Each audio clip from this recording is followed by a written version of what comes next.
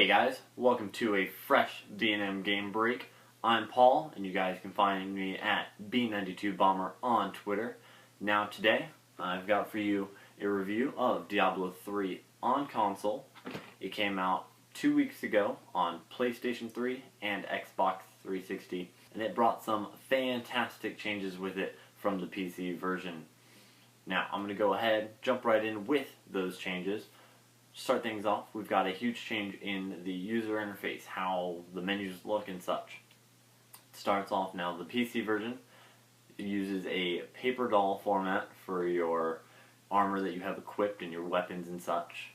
And then it has a grid for your inventory.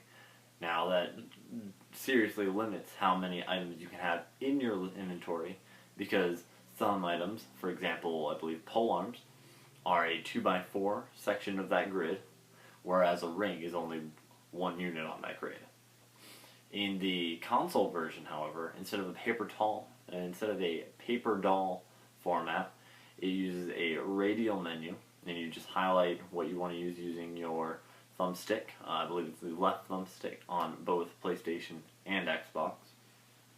And instead of a grid for your inventory, you just have 60 item slots. So you can fit 60 items for any part, so potions, weapons, helmets, whatever. You can fit 60 of them in your inventory at a time. Now, another big change was graphics.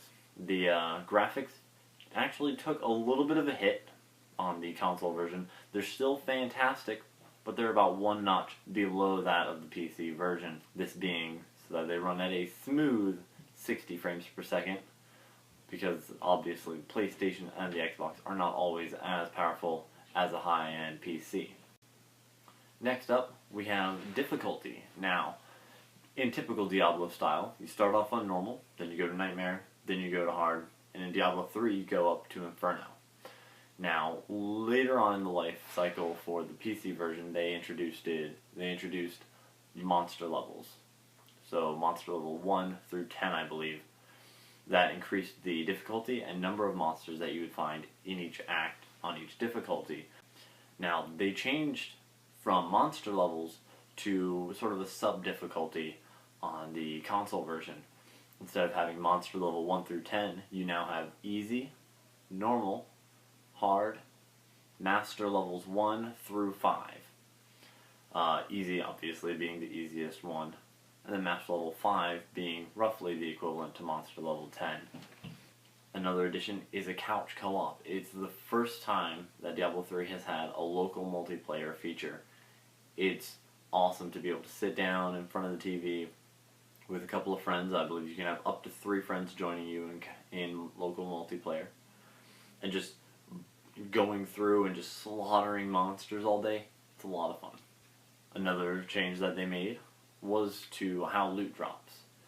Now, it's still the same formula throughout the entire game. You hit the loot pinata, you get loot. It's pretty simple. In the PC version, there was tons of junk dropping. They got rid of it. And they've increased the drop rate on magic, rare, and legendary items. Legendaries are almost broken now, because I've found at least 2 in Act 1 of normal.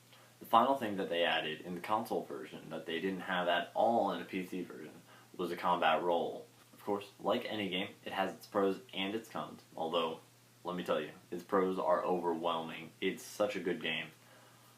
As I mentioned, the dodge roll is fantastic. It helps so much in that fast-paced combat, especially when you have a lot of monsters following you. That dodge roll is fantastic. I love it so much. Another pro is the fast-paced combat feels so much better on a controller than on a mouse and keyboard. I still like the mouse and keyboard. It definitely provides some extra precision that you don't get with a controller. But the auto-aiming system on the controller, as well as using the buttons on a controller to activate your abilities, it just feels so much better. Another pro, the console version has an offline single-player mode. This is something that the PC version was lacking, and it is a huge improvement. Sometimes you don't always have a reliable connection. And on PC version, you couldn't play Diablo 3 at all if you weren't connected to the internet. That sucked. so much.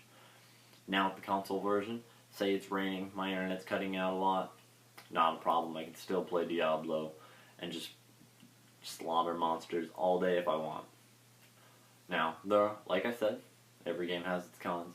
This one has a couple of them. Now, there was a problem with online.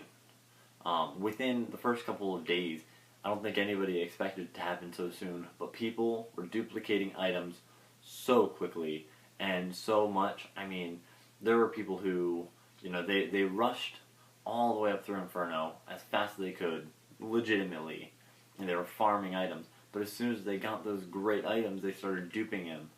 And so everybody has these amazing items within the first week. It ruins so much. The duplication has gotten so out of hand.